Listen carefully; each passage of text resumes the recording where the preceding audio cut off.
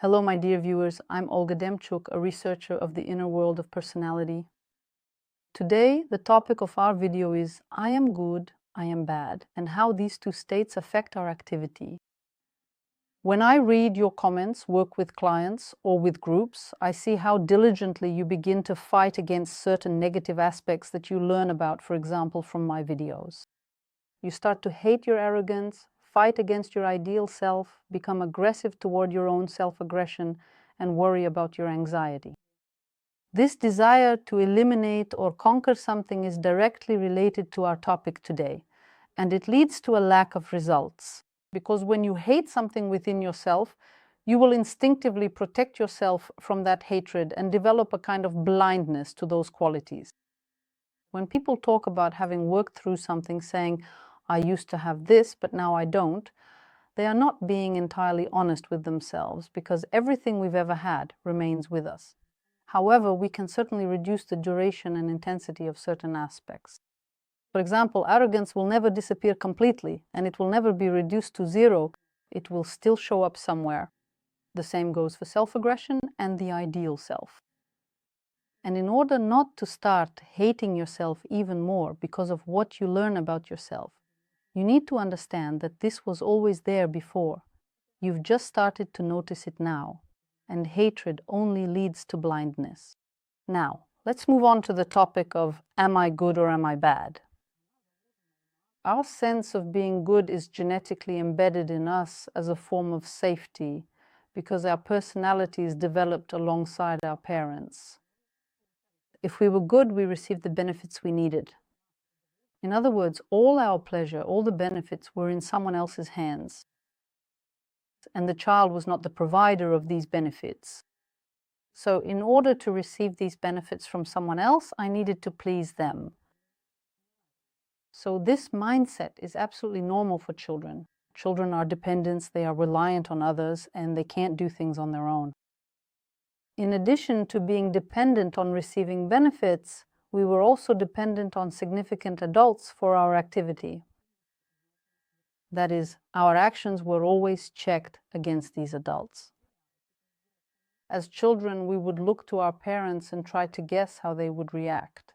And later, when we got to know our parent and could think for ourselves, we were able to predict their reaction, how they would respond. And there are many things, many useful activities that a child doesn't do simply because they want to. A child doesn't want to study. A child doesn't want to clean up, including picking up toys, let alone tidying the whole apartment. A young child often does these particular things either to actively avoid being harshly scolded or to be genuinely praised. When I am indeed praised, then I truly feel good about myself, and then I will certainly receive positive rewards. And this connection, for many people, remains in the unconscious. That is, back then we were children and now we are different. No, all of this stays with us. If this is not brought into our conscious awareness, we continue to be guided by it without understanding why we have problems with motivation. If my actions are guided only by two forces, the fear of being criticized and the desire to be praised, then what happens when those forces are absent? There is suddenly no reason to move, no reason to act, no spark that pushes me forward. It means that my energy is not truly my own, but borrowed from the reactions of others. It's as if, deep inside my very being, I have remained a perpetual child for whom truly enjoyable and fulfilling activity means only engaging in games and light-hearted entertainment.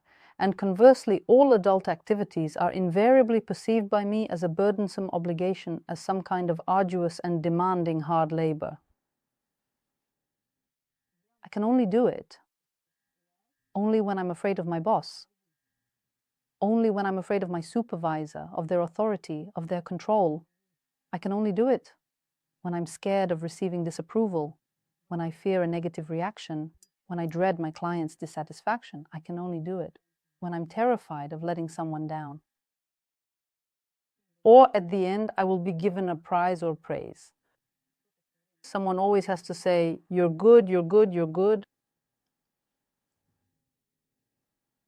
And I have absolutely no personal initiative or intrinsic motivation to engage in adult, truly useful and productive activities, so to speak, at this moment. I haven't moved to another level. I remain shaped by my childhood. And that's why people talk about work as if it's hard labor. And then a person doesn't fully understand that they are doing it for themselves.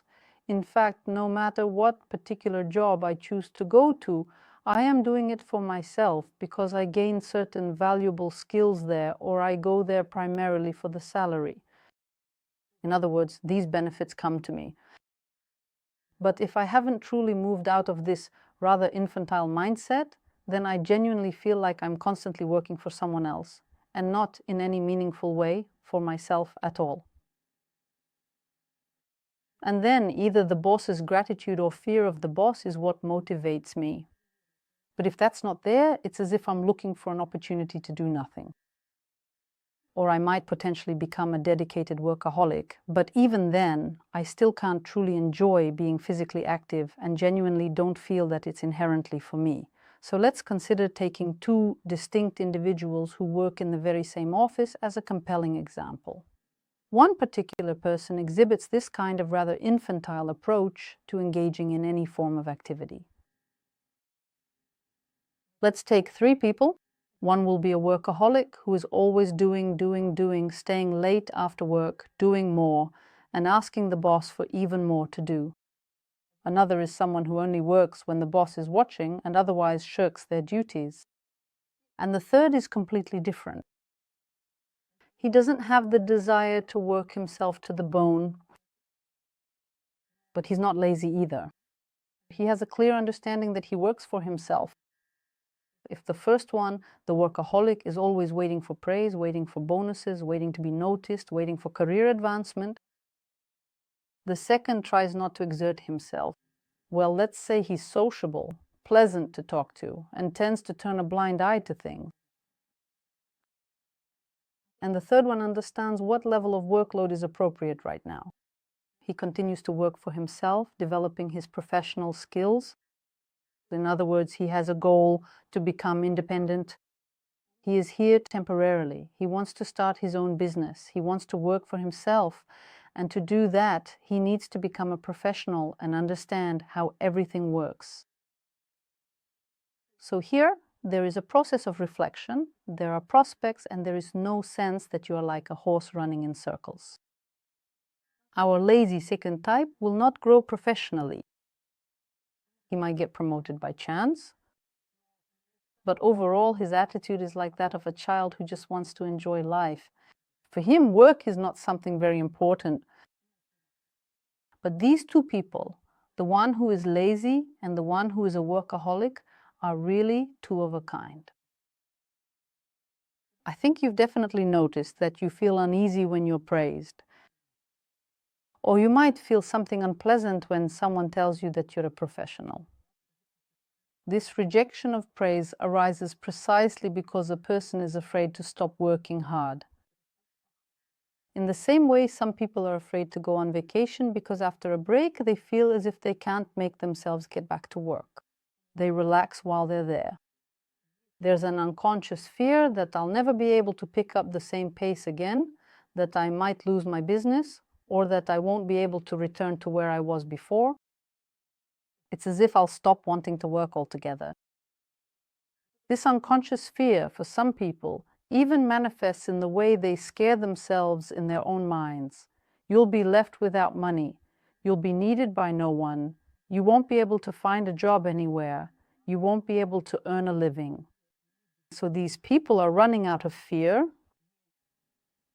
They don't calculate their strength. They don't consider their workload.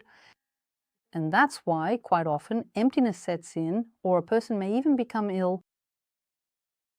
So you see, we were talking about either being praised and having others be pleased with me. And our second guy, he's such a wonderful, sweet child who brings joy to everyone. He smiles at everyone. Everyone likes him. In this way, he compensates for being a little bit lazy. He is liked. And the first person, he is afraid, and that's the only reason he works. These are the two principles. Of course, I've described these people in an exaggerated way. We can be the first, the second, or even the third person at different times. These aren't descriptions of different people, but rather each of us has our own proportion of these parts. Try writing in the comments what proportion of these three characters you see in yourself. So, you see, this person who is afraid, if he stops being afraid, he will stop working. Let's imagine a situation like this. You need to do something, to work on some task. And imagine that there is no one for you to be afraid of. So what would your activity look like if you weren't afraid of anyone and weren't dependent on praise?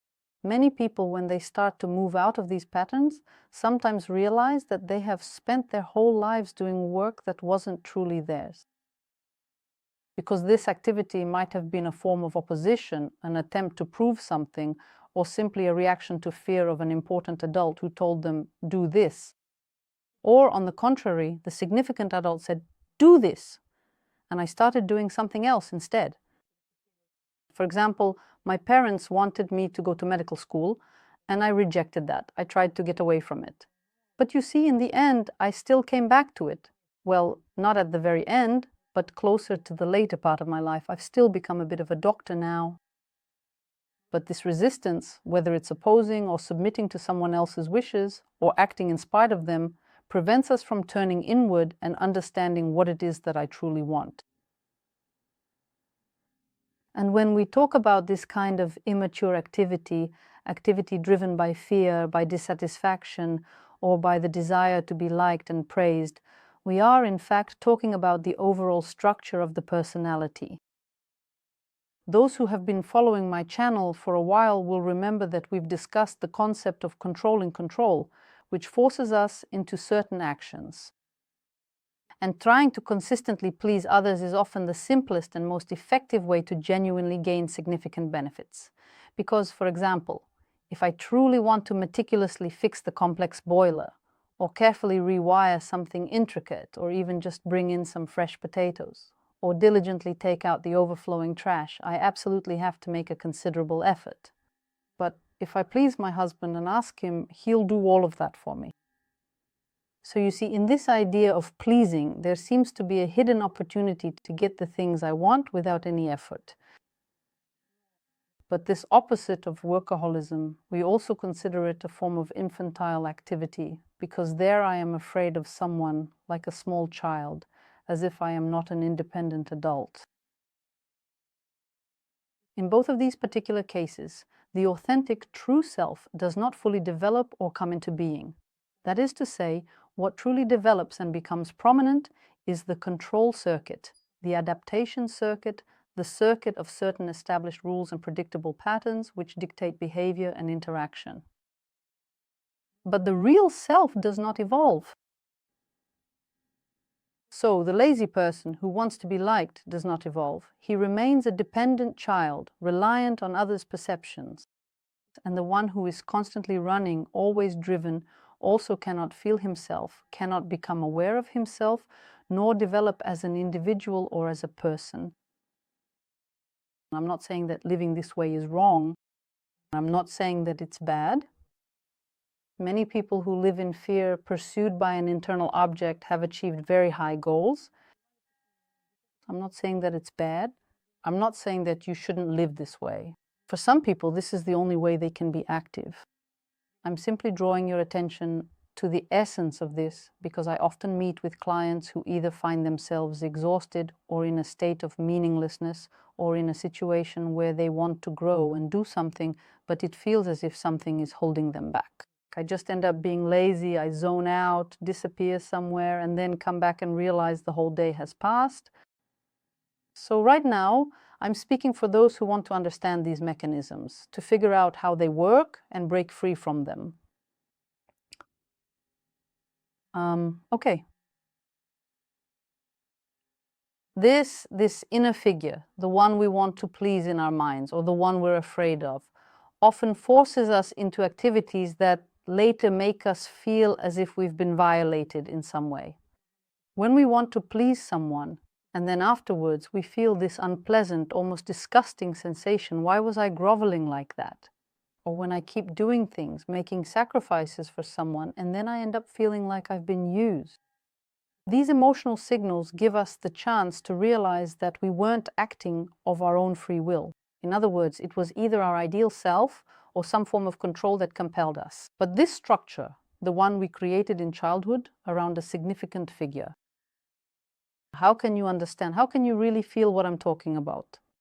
When you find yourself having inner dialogues, arguing with someone in your mind, trying to prove something, fighting with someone, or you want to do something but you stop and think, what would this person say? How would they look at this? What would they think about it? This is exactly what points to that atavism. When we need someone else, it's as if we can only discover ourselves through another person, just like a child looking into their mother's eyes realizes that they exist. And if the mother stops talking to them, it's as if they disappear as well. So, in fact, we need to develop objectivity, to cultivate our thinking.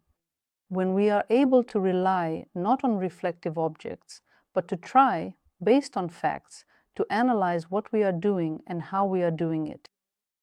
And to have at least some ability to give an expert assessment, not based on the idea that I am good. Because our workaholic will also be chasing after being good, or rather, not being bad. He is afraid of self-punishment, he is afraid of self-aggression. You wasted a day, you didn't conquer Everest, and so on and so forth. So as you can see, that desire to be good is also involved there.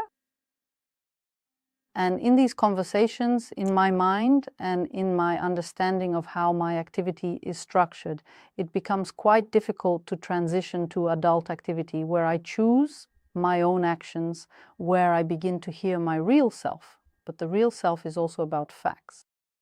This is about facts. Who am I really? Who is forcing me to act? How do I live? And gradually, by developing thinking, by cultivating awareness, even by identifying these mechanisms, I'm trying to explain this to you so that we can see them together. When you see them, you will have an alternative. What if you did things differently? And with this alternative, you will at least be able to see a direction. But many people cannot break free from these childhood mechanisms because it requires learning to live in a new way.